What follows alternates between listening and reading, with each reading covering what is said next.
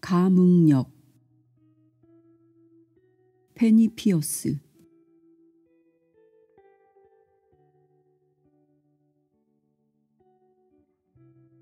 저자인 페니 피어스는 상식적인 방법으로 인간의 능력을 확장시켜 고차원적 지각과 영성을 개발하도록 돕는 투시력, 직관력 전문가로서 국제적인 존경을 받고 있다. 1977년부터 기업인, 정부 지도자, 과학자, 심리학자, 영적인 길을 걷는 많은 사람들을 훈련시키고 상담해왔다. 다른 저서로는 직관의 길과 지금 이 순간이 있다. 파동의 세계에 총서를 내면서 자신과 이 우주를 입자의 집합체로 인식하는 입자적 우주관이 아직도 세상을 지배하고 있습니다. 무한 경쟁과 갈등과 폭력과 불평등과 환경 재앙 등 현대사회가 직면한 모든 파국적 문제는 우리 존재의 본질이 파동이 아니라 낱낱이 분리된 입자라고 생각하는 낡은 우주관에서 비롯됩니다. 그러나 홀로그램 모델이 시사하듯이 입자적 우주관은 인간이 한정된 지각 능력의 작은 틈새를 통해 우주를 내다볼 때 일어나는 착시 현상에서 비롯된 것임이 분명합니다. 깊은 차원에서 들여다보면 입자 우주는 춤추는 파동의 간섭무늬가 만들어내는 그림자, 홀로그램 입체 상일 뿐입니다. 파동의 차원에서는 부분이 곧 전체여서 분리라는 개념이 존재하지 않습니다. 우주는 천이무봉, 즉 꿰맨 데 없는 하나의 전일체여서 이것을 인식하지 못하는 인간에게만 온갖 불가사의와 초자연 현상이 이해되지 않는 수수께끼로 남아있는 것입니다. 파동의 세계의 총선은 파동 현상의 메커니즘과 파동인 우주와 우리 존재의 본질에 대한 이해를 일반에 진작시키고 그 알을 각자의 삶 속으로 가져가는 방법론들을 소개함으로써 태동하는 새로운 우주관이 펼쳐갈 새로운 시대를 맞이하기 위한 기틀을 닦고자 합니다. 편집부. 추천의 글. 당신이 집어든 이 책은 죽은 물질, 즉 정해진 서체와 판형대로 잉크가 묻은 그저 그런 종이가 아니다. 진실은 당신 눈의 시각, 손의 감촉, 마음속의 해석보다 훨씬 더 깊은 곳에 있다. 무엇이 이 책을 당신의 전자기장 속으로 처음 끌어당겼을까? 그것은 이 책의 지혜로운 메시지와 당신 사이의 에너지 동조였다. 이 책의 저자인 페니는 당신의 에너지장, 즉 당신 고유의 에너지 진동을 당신의 근원 주파수라고 부른다. 마찬가지로 책장 위에 새겨진 낱말들의 에너지도 고유한 주파수로 진동한다. 이러한 진동들은 실제를 활성화하고 유지시키는 우주 지성으로부터 오기 때문에 그 숭고함과 위력은 당신에게까지 전달된다. 당신은 이 책에 소개된 내적 변성의 9단계를 착실히 통과함으로써 영혼과 물질이 어우러진 황홀한 춤사위, 그 축제에 동참하게 될 것이다. 전 세계의 과학단체들은 한 목소리로 에너지야말로 만물의 구성 요소이며 에너지는 일종의 의식이라고 말한다. 지구가 무한한 전자기장 속에서 자전하듯이 모든 에너지는 회전하고 소용돌이치고 진동한다. 이상하게도 우리는 우주의 에너지가 지구 밖 머나먼 어딘가에서 우지직 소리를 내며 불타는 무엇이라는 생각을 갖고 있다. 사실 그 에너지는 바로 여기에, 우리의 개별적 자아 안에, 우리가 살아가는 대기권 모든 곳에 존재한다. 우리들 각자는 활동하며 살아가는 동안 우주의 구석구석에 강력한 영향을 미치는 거대한 에너지체이다. 따라서 에너지 진동이란 추상적인 영역 속에서 진동하는 신비한 무엇이 아니라 우리들 각자의 내적 공간을 직접 가리킨다. 예수회의 신부이자 고생물학자였던 테이야르 드 샤르댕은 이 내적 공간을 내면성이라고 불렀다. 자연계와의 교감을 통해 이 단어를 만든 샤르댕은 우주란 물질의 복잡화와 의식화를 향해 쉼없이 역동적으로 진화하는 과정 그 자체라고 생각했다. 그는 자신의 이론 때문에 혹독한 대가를 치렀다. 로마 교황청은 그의 저술을 출판해주지 않았고 그의 모국인 프랑스에서 냉대받다가 결국 중국을 거쳐 뉴욕으로 이주해야 했다. 오늘날 페니와 같은 인물들이 의식 실험, 그 내적 탐구의 결과물들을 종교계와 정부기관의 검열과 심의 없이 자유롭게 공표한다는 사실은 인류가 진화해 왔음을 보여주는 하나의 증거이다. 몸과 마음과 영혼의 관계, 개체와 우주의 상호 연결성에 대한 21세기의 새로운 이해는 지구를 하나의 지적 존재로서 바라보도록 우리의 관점을 변화시키고 넓혀주었다. 인류는 그런 이해를 통해 진화한다. 우리는 점점 더 어머니 지구와의 에너지적 연결성, 엄밀하게는 일체성을 깨닫고 모든 생명의 원동력인 에너지 법칙과 조화를 이루어야 할 이유를 알아가고 있다. 나는 페니의 성과물을 에너지 모형이라고 부르는데 그것은 일상에서 유용할 뿐만 아니라 인간이 물질적으로 현현한 영적 존재라는 깊은 측면까지도 드러내준다. 페니는 차크라라는 인도의 에너지 체계를 통해 에너지 장을 정화하고 뭉친 데를 풀어내는 방법을 알려준다. 이처럼 우리는 고대의 진리를 오늘날의 과제들에 적용함으로써 정보의 시대로부터 직관의 시대로 옮겨갈 수 있다. 직관의 시대란 우리의 집단 의식이 확장된 자아의 높은 주파수에 동조하는 천부적 능력에 점점 더 익숙해지는 시대를 말한다. 페니는 우리의 몸, 감정, 생각에 하루 종일 영향을 미치고 있는 일상의 진동들을 빠짐없이 설명해준다. 우리는 현재의 에너지 진동으로부터 높은 옥타브의 주파수를 향해 상승해가는 길트기 기술을 이 책에 실린 변성의 9단계를 따라서 적용해 볼 수 있다. 그녀는 에너지 체계에 대한 깊은 이해와 지식을 독자들에게 온전하게 아낌없이 전하는 일에 전념하고 있다.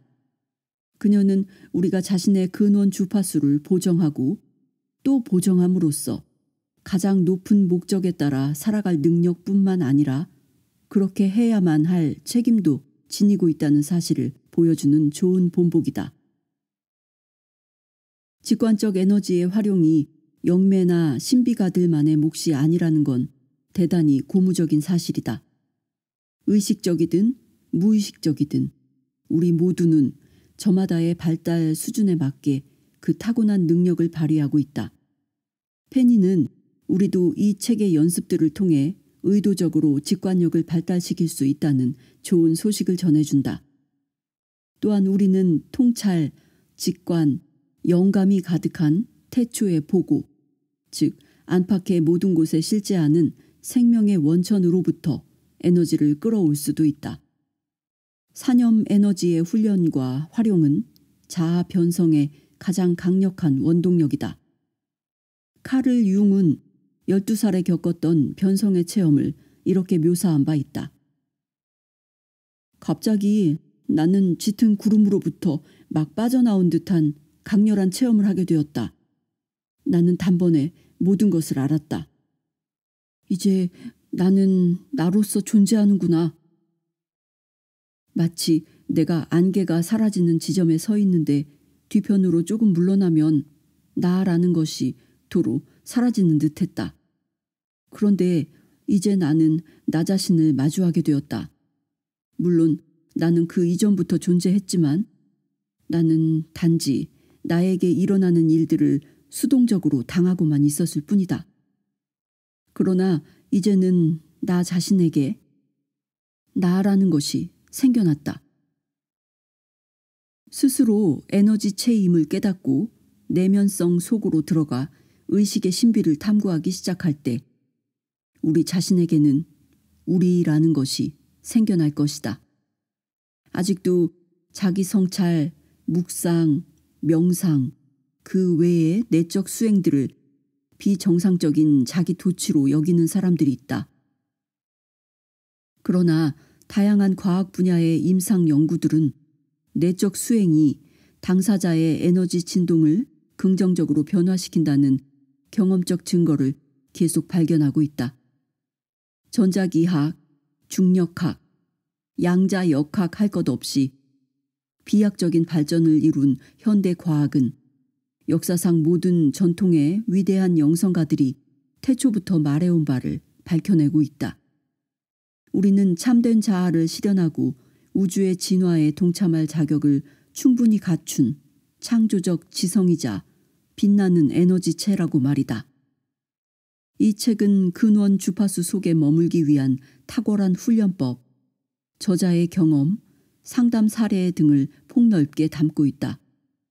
또한 개인적 차원을 넘어서 우주적 삶으로 나아가는 단계들도 빠짐없이 설명하고 있다. 이 책은 지금 이 시대에 널리 적용될 수 있는 가장 강력한 에너지 처방이다. 마이클 버너드 백윗, 영적 자유의 저자. 독자들에게 신비주의와 새로운 물리학의 결합은 인류를 새로운 길 위로 데려다 놓는다. 그 너머에 있는 무언가는 말뜻 그대로 우리의 언어 너머에 있다. 마이클 텔벗. 당신은 지금 우리가 혼란스러우면서도 무척이나 중요한 시기에 살고 있다는 사실을 분명히 알고 있다. 곧 닥칠 지진을 감지한 동물들이 불안해하듯이 당신도 거대한 변화의 전조를 느꼈을 것이다. 오늘날 모든 것이 끓는 물처럼 요동친다는 사실은 명백해 보인다. 그 요동은 완전히 새로운 정체성을 경험하도록 우리를 흔들고 밀어낸다. 우리는 공간적으로 분리된 견고한 육체로부터 진동의 세계 속에서 다른 진동체들과 상호 의존하며 살아가는 에너지적 존재로 변성되고 있다. 물리적, 정신적 에너지의 특성과 작용 원리, 즉 주파수, 진동, 공명, 파동, 발진, 주기, 옥타브, 스펙트럼 등등. 이런 원리에 대한 지식들은 더욱더 늘어만 간다. 원하는 바를 성취하게 해주는 최신 기법들은 이러한 개념들로부터 나왔다. 쉽게 말해서 매 순간 당신이 몸, 감정, 마음 안에서 발생시키고 있는 에너지 진동, 즉 주파수는 이상적인 삶을 실현시켜주는 가장 강력한 도구이다. 높고 빠르고 선명한 진동은 운 좋고 순탄한 삶을 선물하겠지만 낮고 느리고 혼탁한 진동은 허망하고 침울한 삶을 낳을 것이다. 주파수의 상승. 우선 당신이 알아야 할 몇 가지 사실들이 있다. 1. 당신은 정해진 단계에 따라서 진화해 가고 있으며 그 결과로 몸, 감정, 마음의 주파수도 상승하고 있다. 2. 주파수가 상승하면 자각의 수준도 함께 높아지므로 당신은 갈수록 더 많은 깨달음, 섬세함, 예지력, 이해심과 사랑을 갖게 된다. 3. 앞으로 몇 년간 당신은 감흥력을 높이고 내적 진동을 강화시키며 다가올 시대에 성공적으로 적응하기 위해서 주파수 원리를 이용하는 방법을 배워야 한다. 필자처럼 보이지 않는 세계에 민감한 사람들은 인간의 몸과 지구 자체의 주파수가 조금씩 상승하고 있음을 오래전부터 감지해왔다. 주파수의 상승은 우선 우리 내면을 뒤흔들어 원인 모를 불편함을 느끼게 한다. 그리고 외부 세계를 정신없이 가속시켜 거의 혼돈 상태처럼 보이게 만든다. 이런 과정을 거쳐서 우리는 새로운 에너지 수준에 적응하고 우리의 자각 수준도 그만큼 높아진다. 우리의 직관에 의하면 주파수는 끊임없이 상승하면서 인류를 인식의 전환으로 이끌고 있다. 우리는 분리, 두려움, 에고의 수준을 벗어나 상호 의존, 사랑, 영혼의 수준으로 진화할 것이고 그런 높은 주파수의 세상에서는 더욱 세련되고 효율적인 새로운 원리가 작용할 것이다. 우리의 사고방식과 태도는 진화를 겪는다. 우리는 이전과는 다른 눈으로 보고 다른 귀로 듣고 다른 생각들로 사고한다. 토머스 페인. 지금 대부분의 사회는 틀림없이 이런 변화를 겪는 중이고 우리는 모든 것이 증가하는 상황에 적응하려고 애쓰고 있다. 감당해야 할 정보의 양도 많아지고 업무를 처리하는 데 필요한 시간도 늘어난다. 밀려드는 부정적 사건들은 이제 일상으로 보이기 시작한다. 오늘날에는 그저 중심을 잃지 않는 것만도 혹독한 과제일 수도 있다. 우리는 정보의 시대를 떠나서 적어도 우리의 현실 인식을 크게 변화시킬 직관의 시대로 접어들고 있다. 우리가 당면한 문제는 다음과 같다. 이처럼 확장된 진동세계의 법칙들, 그리고 그것에 적합한 에너지 의식 기법들을 어떻게 배우고 발전시킬 것인가. 지금까지의 생활 방식이 단말마에 비명만 남기고 사라지는 동안 우리는 어떻게 새로운 인식과 정체성과 행동 방식을 확립할 것인가. 주파수의 부름. 다른 사람들이 그렇듯 당신도 상승하는 삶의 주파수에 온갖 방식으로 반응하고 있을 것이다. 자신의 에너지를 조율하여 안정과 균형을 찾고 스트레스로부터 벗어나려는 그 노력은 유익할 수도 또 그렇지 않을 수도 있다. 혹은 대단히 복잡한 이 요지경 세상 속에서 부를 거머쥘 건수를 정신없이 찾아 헤맬지도 모른다.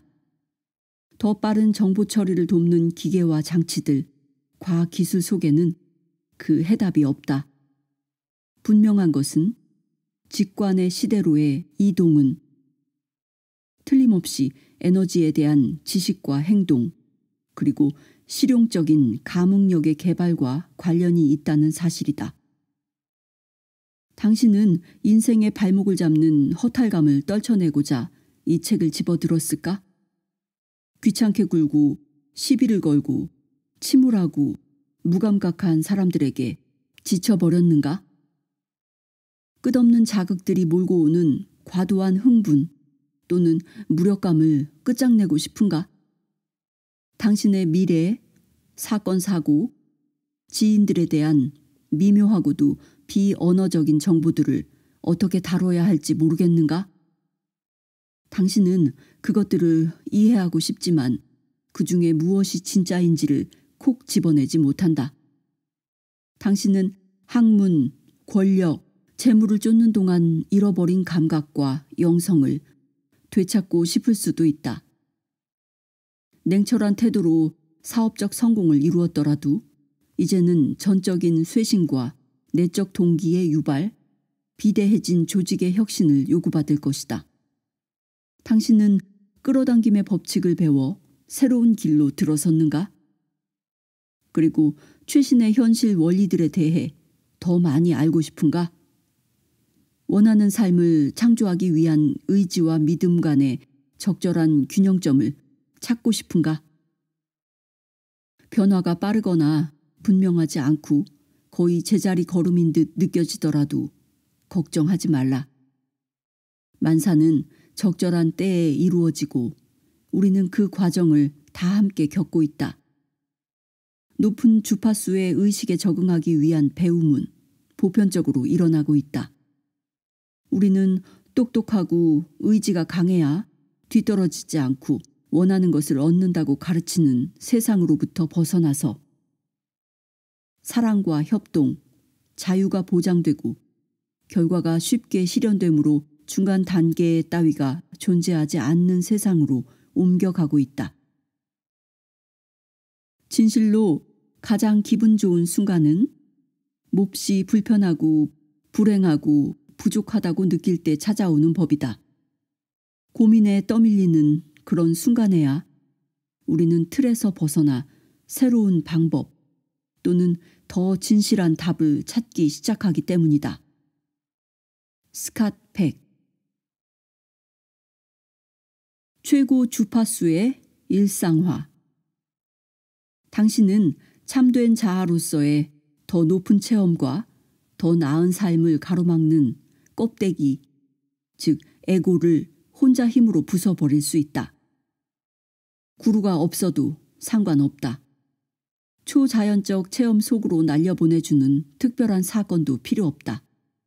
과학적 설명이 불가능한 초자연적, 초개화적 사건들이 평범해 보일 만큼 당신은 현재의 육체 그대로 높은 주파수의 존재가 되어가고 있다. 빠져있던 그림 조각들은 절로 당신의 의식 속으로 날아들고 새로운 인식은 직관의 시대를 향한 임계점 가까이로 우리 모두를 데려가는 중이다. 내가 교류하는 많은 사람들은 우리가 지상의 삶이라는 이 놀랍고 매혹적인 꿈을 꾸어오는 한편으로 근원, 즉 천상의 경험을 한시도 떠난 적이 없다는 사실을 이해하기 시작하고 있다. 이 꿈에서 완전히 깨어나려면 자신의 최고 주파수에 익숙해지고 영혼을 일상적으로 체험해야 한다. 이 체험의 중심에는 공감과 연민이 자리 잡고 있으며 그처럼 고상한 감정들은 괴로움의 유혹, 논리의 한계, 이 세상의 흐릿한 최면 너머로 당신을 쏘아보낸다. 자신의 본래 모습과 일체성을 깨닫고 삶의 방식을 향상시키기 위해서는 먼저 충만한 사랑을 내 몸의 세포 속에서 느껴야 한다. 에너지 진동에 집중하여 그 속에 암호화된 심층 정보를 감지하는 건 사랑과 영혼에 대한 확신을 갖는 가장 빠른 길이다. 우리는 자신의 가장 깊숙한 진동 속에 저장되어 있는 정보와 경험을 찾아내기 위해 삶에 대한 머리 중심의 관점으로부터 몸 중심의 암 속으로 내려가는 진화적 움직임을 경험하고 있다. 그러나 우리는 정작 그런 경험에서 마주하게 될 감정들을 회피한다. 그것들은 우리를 신성한 황홀경으로 이끌기도 하지만 반대로 혼란과 저항과 공황을 일으킬 수도 있기 때문이다. 우리는 감정을 회피함으로써 자신을 온전히 경험하지 못하게 하는 공백을 만들어낸다. 이 책은 당신을 그 마지막 장애물들 틈으로 들여보냄으로써 확장된 자아를 실제로 경험하고 완전한 자각을 얻도록 도울 것이다. 직관의 시대에는 이런 경험이 일상이 될 것이다. 끌어당김의 법칙을 넘어. 최근 몇 년간 길을 알려주는 빵부스러기, 즉 헨젤과 그레텔을 연상한 그런 빵부스러기 같은 일련의 책과 DVD가 등장해서 이 변화의 시대를 헤쳐나가도록 우리를 돕고 있다. 그것들은 진보적 과학과 형이상학의 개념들을 대중화시켰고 사람들의 마음과 상상력을 적잖이 사로잡았다. 평화로운 천사, 천상의 예언, 직관의 길, 삶의 목적, 더 필드, 물은 답을 알고 있다. 다빈치 코드, 끌어당김의 법칙, 시크릿, 우리가 아는 게 뭐가 있는가 등이 바로 그렇다. 이런 저술과 작품들은 우리가 눈에 보이지 않는 작용들을 감지하고 있음을 확신시켜주고 기초적인 에너지 의식 기법들을 개발하도록 도와주었다. 한편으로는 생소함과 거부감 때문에 그리고 아주 짧은 기간 동안 다양한 논제들이 중구난방으로 소개된 탓에 많은 오해가 생겨나기도 했다. 나는 이것을 점선으로 밑그림을 그리고 각 영역마다 칠할 색깔을 지정하는 작업에 비유한다.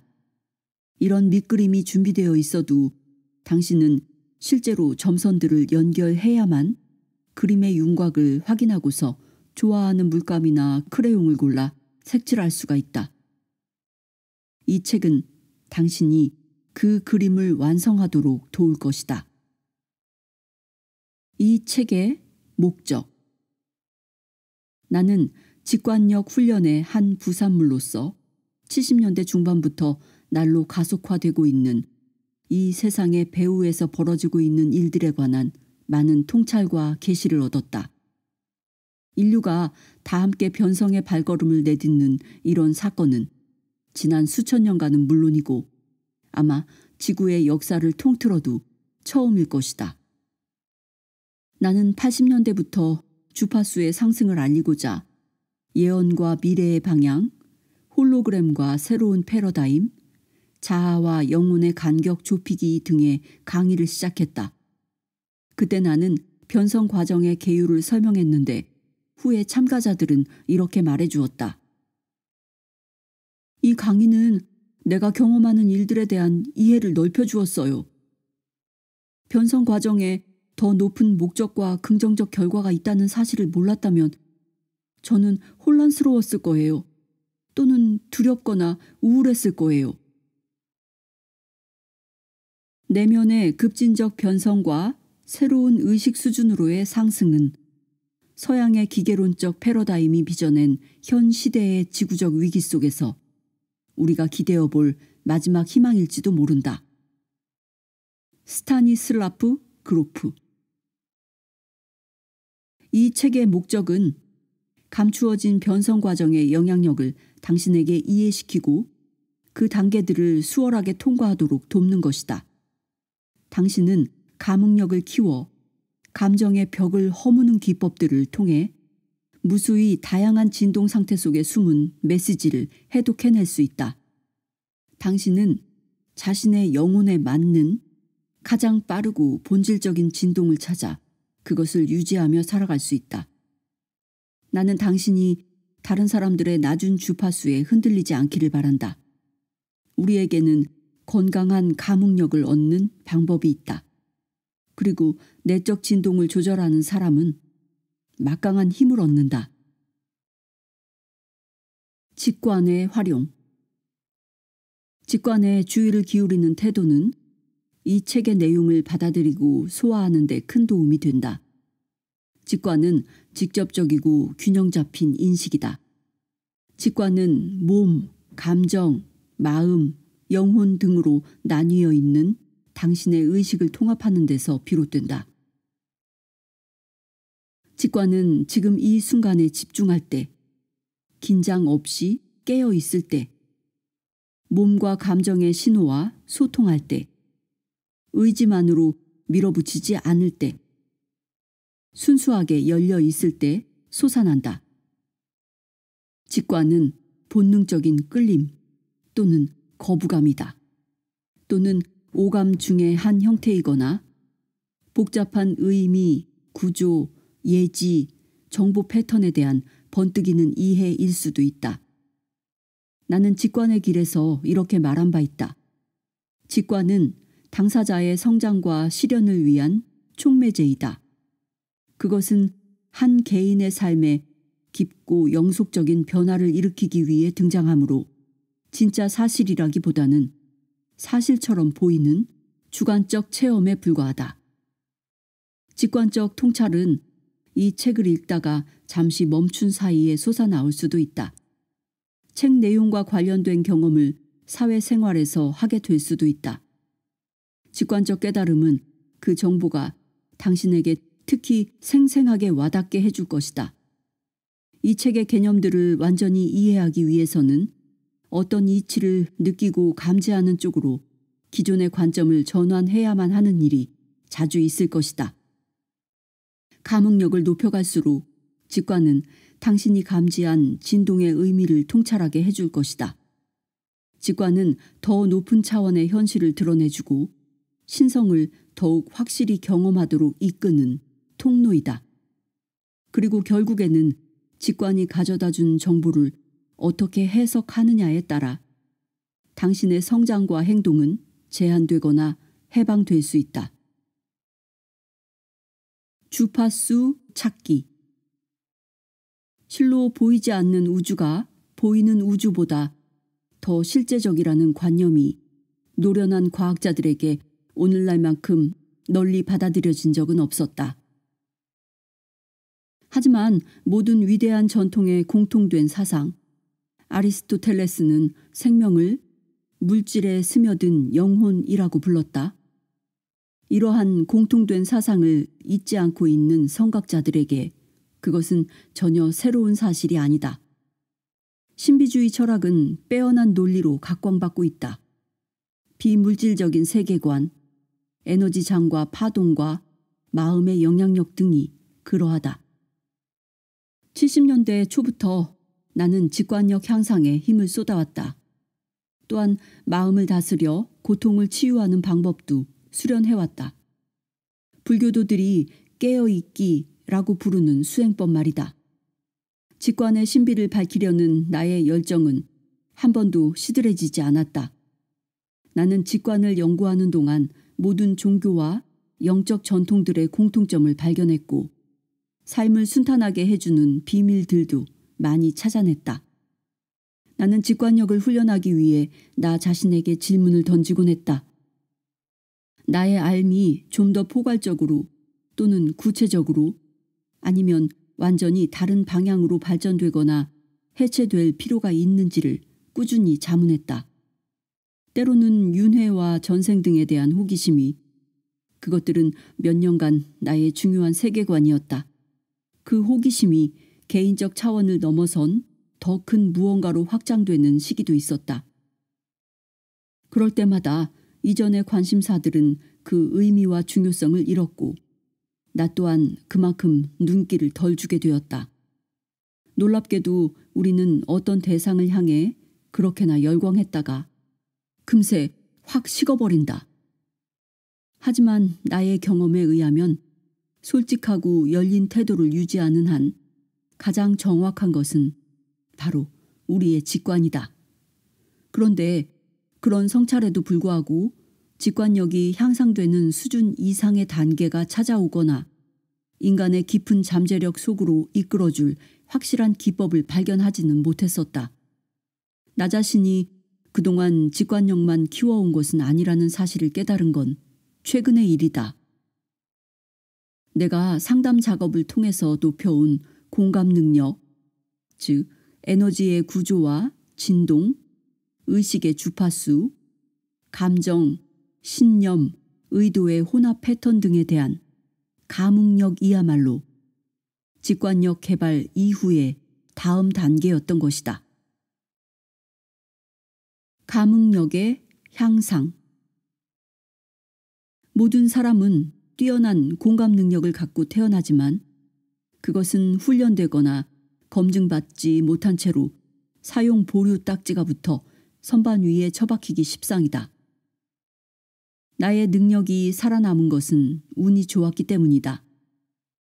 나는 어머니가 내 감흥력의 싹을 틔워주셨다고 믿는다. 어린 시절에 아버지는 토요일마다 시카고의 사무실에 들르셨는데 그때마다 우리는 차 안에 앉아 지나가는 사람들의 생각을 알아맞히는 놀이로 시간을 때우곤 했다. 우리는 행인의 마음을 읽고 그의 삶을 상상했다. 어머니는 나를 혼내실 때도 황금률을 거듭 들려주시곤 했다. 네가 그 친구의 입장에서 그런 일을 당했다면 기분이 어떻겠니? 나는 그 질문을 간직한 채로 상상을 통해 내 가엾은 친구의 현실로 이동해 갔다. 사람들과 감응하는 법을 익히고 있었던 셈이다. 나는 20대부터 직관력 전문가로 활동하기 시작했다. 그때는 분명하고 객관적인 정보가 내면에서 영상과 음성을 통해 빠르게 전달되었다. 하지만 오래지 않아 나의 직관은 좀 더 촉각적이고 감정적인 양상으로 변했다. 그런 내적 공감을 초자연적 현상에서는 감각투시라고 부른다. 비록 상담 시간은 더 길어졌지만 나는 머리가 아니라 몸을 통해 사람들과 감응했고 그들을 훨씬 더 가깝게 느꼈다. 나는 상대방의 느낌을 똑같이 경험하기 시작했다. 얼굴 한쪽을 찡그린 사람을 보면 내 얼굴도 그와 똑같이 변했다. 나는 몇 분 이내로 그가 무엇에 시달리고 있는지를 알아낼 수 있었다. 가슴을 웅크리고 어깨가 굽은 여자를 마주할 때면 그녀의 마음이 느껴졌고 그 슬픔과 우울함의 이유도 이해할 수 있었다. 나는 리딩 중에 상대방의 신체적 증상, 예컨대 후두염이나 삔 발목의 통증을 느끼곤 했다. 음악 애호가로부터는 음악이 들려왔고 후각이 예민한 사람에게는 바다 냄새 또는 꽃향기가 났다. 때로는 사포, 잿가루, 비단의 느낌과 비슷한 에너지의 질감도 느꼈는데 알고 보니 그것은 상대방이 이 세상을 바라보는 감정과 같았다. 나는 이런 현상을 직접적인 교감이라고 부르기 시작했다. 나는 대단히 심층적인 정보와 느낌들이 어떤 알 수 없는 방식을 통해 내게 전달된다고 생각했다.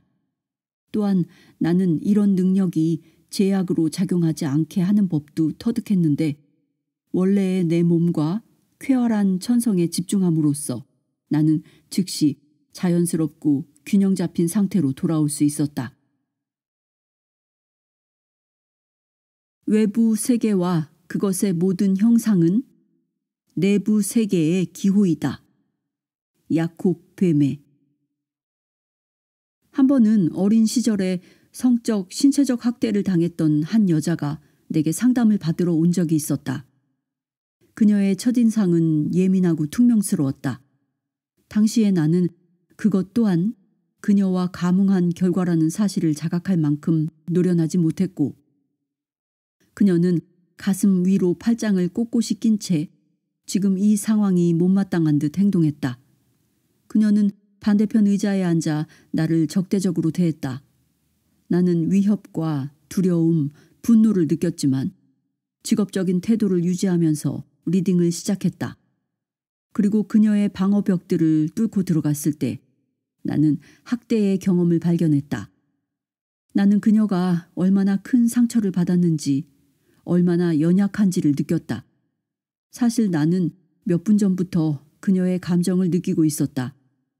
내가 느낀 두려움, 위압감, 분노는 사실 그녀의 것이었다.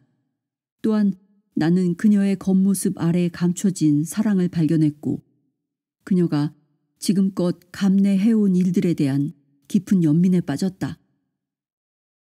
나의 느낌을 말해주자 그녀는 흐느끼며 무너져 내렸다. 그녀는 무의식적으로 가해자의 감정을 모방하고 그와 비슷한 행동으로 위장하며 살아왔다. 이것은 공감 능력 또는 신체적 감응이 부정적으로 나타난 형태이다. 나는 생각했다. 얼마나 많은 사람들이 나도 거의 그럴 뻔했던 것처럼 그녀에게 불친절, 거부, 분노, 냉대를 되돌려주며 그 상처를 더 부채질해왔을까. 그녀 덕분에 나는 내 모든 느낌이 주변 사람들과 연관되었을지도 모른다는 값진 교훈을 얻었다. 우리는 마치 소리굽새처럼 에너지를 통해 접촉하고 있는 진동들을 복제한다. 평범한 시각 중심적 사고로부터 감정 중심적 상태를 거쳐 몸 중심의 초감응 상태로까지 내려간 건 오직 나의 직관력이 발전해온 양상일 뿐이다. 그것은 더 우월한 길이 아니다. 좀 더 객관적인 태도를 갖거나 머리의 윗부분을 통해서 또는 청각과 같은 특정 감각 위주로 정보를 얻는 사람들도 있다. 다만 내가 배운 건 뇌의 수준을 떨어뜨려 몸을 통해 교감하는 방식이었고 그 덕분에 나는 진동의 원리들을 직접적으로 깨닫게 되었다. 이 책에서 그것을 당신과 나누게 된 건 무척 기쁜 일이다. 1. 변성 과정. 모든 생명 속에서는 실현되기를 바라는 일부분이 있다. 올챙이는 개구리가 되어가고 번데기는 나비가 되어가고 손상된 인간은 온전한 인간이 되어간다. 그것이 영성이다. 자신이 헬륨가스로 부풀어 오른 풍선이 된 듯한 느낌을 받은 적이 있는가? 부풀고 또 부풀어서 대단히 팽팽해졌는데도 가스가 계속 주입되는 풍선 말이다. 당신이 가진 모든 흥미거리와 즐거움, 분노의 대상들을 잠시 살펴보라.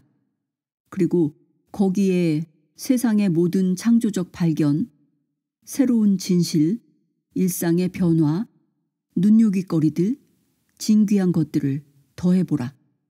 또한 온갖 의견들과 불평, 위선, 비극, 극적인 사건, 두려움까지도 포함시켜라. 그것들이 전부 당신 안에 존재한다고 느껴보라. 그것들은 서로 자기를 봐달라고 아우성치면서 얇은 막과 같은 당신의 현실을 잡아들이고 있다. 그 풍선이 뻥 하고 터지려면 당신은 얼마나 더 커다란 압력과 소란을 견뎌야 할까? 다행히 우리는 훨씬 더 쉬운 앓매 방식을 택할 수 있다. 지금 우리는 진화의 단계들을 거치고 있다. 그리고 그 결과 우리는 새로운 인식 능력과 정체성 그리고 무한한 자유를 얻을 것이기 때문이다. 흥분과 압력의 원인. 주파수가 높아지고 인식 능력이 무한해지는 에너지 현실이 오고 있다는 사실을 제대로 이해하려면 자신이 극도로 민감해지고 방향을 잃은 채 혼란을 느끼기도 하는 데는 충분한 이유가 있다는 걸 아는 것이 도움이 된다. 아주 빠르게 진행되고 있는 개인적, 사회적 변성 과정은 결국 직관의 시대라는 결과를 낳을 것이다. 그 과정에서 감정적, 에너지적 고통을 겪는 사람들도 있겠지만 결국 당신은 놀랄 만한 도착지에 이르게 될 것이다. 당신은 그곳을 사랑하게 될 것이다. 물론 우리는 그곳으로 가는 안내 지도를 가지고 있다. 하지만 먼저 당신은 변성 과정의 전체적인 흐름을 이해해야 한다. 당신이 그 과정을 수월하게 만들어줄 핵심 요소들을 놓친 채로 그저 남들처럼 고지식한 생각에만 사로잡혀서 최신의 에너지 기법들에는 눈길도 주지 않는 사람이라면 더욱 그렇다. 이 장에서 나는 우리가 올라탄 이 변성 과정의 계율을 설명하고자 한다. 당신은 그것을 통해 현 상황에 대한 관점을 얻게 될 것이다. 그리고 다음 장부터는 각 단계들을 성공적으로 통과하기 위해 진동의 힘을 탐구하고 당신 자신을 포함한 모든 사람에게 도움이 되어줄 건강하고 의식적인 감흥력을 개발하게 될 것이다. 지난 수십 년간 물리학, 상업, 영성, 심지어 정치 분야에서도 패러다임의 전환, 양자의 도약, 새로운 세계 질서, 임계점, 홀로그램 현실 등이 거론되어 왔다. 영화 스타워즈의 초공간 도약만 해도 우리에게 깊은 인상을 남기지 않았는가? 1962년에 패러다임 전환이라는 개념을 대중화시킨 토마스 쿤은 진화의 의미를 이렇게 정의했다. 평화로웠던 휴지기가 끝나고 격렬한 지적 혁명이 소개되는 것. 그리고 그 과정에서는 하나의 관념적 세계관이 다른 것으로 대체된다라고도 했다. 따라서 패러다임이 바뀌면 기본적으로 가치관이 변하고 그 결과로 사람들의 행동 방식도 변한다. 한번 생각해보자. 농업의 발달은 원시의 사냥 채집 사회를 변화시켰다. 인쇄 기술은 교회가 지배하던 암흑 시대로부터 우리를 구해냈고, 개인용 컴퓨터와 인터넷은 먼 나라 사람들을 상호 연결된 지구 시민으로 만들어주었다. 높은 발전을 이루려면 그만큼 큰 변화를 겪어야 한다. 나는 오늘날에 벌어지는 일이 그런 변화를 뛰어넘는다고 믿는다. 우리는 변성의 시대에 살고 있기 때문이다. 그렇다면 변화와 변성의 차이는 무엇일까?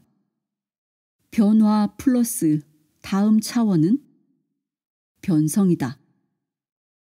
식기, 음식 접시, 음료, 그리고 중앙 장식이 놓인 저녁 식탁을 떠올려보라. 그리고 그 배열을 뒤엎어보라. 소금통을 빈 와인잔 속에 넣고 냅킨을 접시들 아래에 깔고 음식을 대접이 아니라 식탁포 위에 올려놓고 샐러드 접시를 깨트려 조각내고 식탁 장식을 뒤집어 엎어라. 어떤가? 당신은 변화시켰다. 당신은 주어진 품목들을 새로운 형태와 관계로 재조합시켰다. 하지만 그것들은 여전히 시공간적으로 식탁 위에 존재한다. 그것들은 서로 분리되어 있고 고체이고 수동적으로 보인다. 변성, 트랜스포메이션과 변태, 메타몰포시스와 변질, 트랜스뮤테이션은 이런 변화와는 전혀 다르다. 이 단어들은 본질 자체의 연금술적 변화, 다른 에너지 상태로의 전환, 마치 마법과 같은 기적적인 변화를 뜻한다. 불사조의 전설이 그 좋은 예이다. 우리는 변성과 정화의 불, 즉 영적 성장에 의해 일상적 자아의 죽음을 막고 그 잿가루로부터 금 또는 빛과 사랑의 창조물로 재탄생된다. 저녁 식탁으로 돌아오자면 물은 기체 상태로 변성되어 마치 사라진 것처럼 보일 수 있다. 또한 저녁 식탁 자체가 부유함 또는 가족애를 나타내는 더 높은 의미의 경험으로 변질될 수도 있고, 아니면 그 전부가 더 이상 물리적 대상으로 존재하기를 멈출 수도 있다. 정체성의 거대한 전환. 공간 속에 한 점을 떠올려 자신이 그것이라고 상상해보라. 당신은 다른 차원을 알지 못하고 움직일 수도 없으며 자아라는 관념도 찾아보기 어렵다. 이제 그런 점들이 마치 줄에 꿰인 유리알처럼 가까이 모여 의식이라는 신비한 임계점에 도달하고 선이라고 불리는 새로운 현실이 탄생했다고 생각해보라. 당신은 그 새로운 세계에 완전히 녹아들고 하나의 점이었던 정체성은 망각한다. 당신은 선이 된다. 당신은 확장된 자아를 얻어 새로운 규칙을 따르는 세계 속에서 산다. 그곳에는 앞뒤를 왕복하는 움직임이 있다. 당신은 하나의 점이었을 때보다 훨씬 더 자유롭다. 나의 정체성이 전환되면 현실도 동시에 전환된다. 현실이 전환되면 나의 정체성도 동시에 전환된다. 이번에는 그런 선들이 가까이 모여들어 이전에는 알지 못했던 차원이 세워질 때, 즉 면이라고 불리는 새로운 의식 상태가 촉진될 때 당신이 어떤 느낌을 받게 될지를 상상해보라. 당신은 선이라는 정체성을 망각한다. 당신은 단 2가지 방향뿐만이 아니라 사방으로의, 심지어 구부러진 움직임까지 경험한다. 면으로서의 삶은 당신에게 아주 많은 선택권을 주고 당신은 이전에 속박된 자아를 거의 기억하지 못한다. 이제는 그런 면들이 가까이 모여들고 겹치고 쌓여서 또 다른 차원으로 확장될 때, 즉 공간이라는 3차원 현실이 촉진될 때 벌어질 일들을 그려보라. 지금 당신 앞에는 무한한 공간과 가능성처럼 보이는 영역이 열려있기 때문에 당신은 면으로서의 정체성을 망각한다. 당신의 세계는 시공간과 물질, 정형의 물체와 빈 공간, 안쪽과 바깥쪽, 과거, 현재, 미래, 다른 존재들로부터 되비춰진 반영에 근거한 자아상을 포함한다. 많이 들어본 말인가? 공간의 3차원 세계는 우리가 지금 살고 있는 곳이며 우리의 자아상이며 우리가 정상이라고 정의 내린 것이다. 지금 우리는 무언가 불만스럽고 몹시 흥분된 3차원적 존재로서 다음번 진화적 도약의 순간 앞에 도달해 있다. 당신의 자아상과 세계관을 전환시켜 줄 것은 무엇일까? 아마도 컴퓨터를 이용한 시간 절약이나 3차원적 우주선의 공간 여행은 아닐 것이다. 우리 사회의 변성은 다음번에 상위 차원, 즉 4차원이 3차원의 현실과 통합될 때 이루어질 것이다.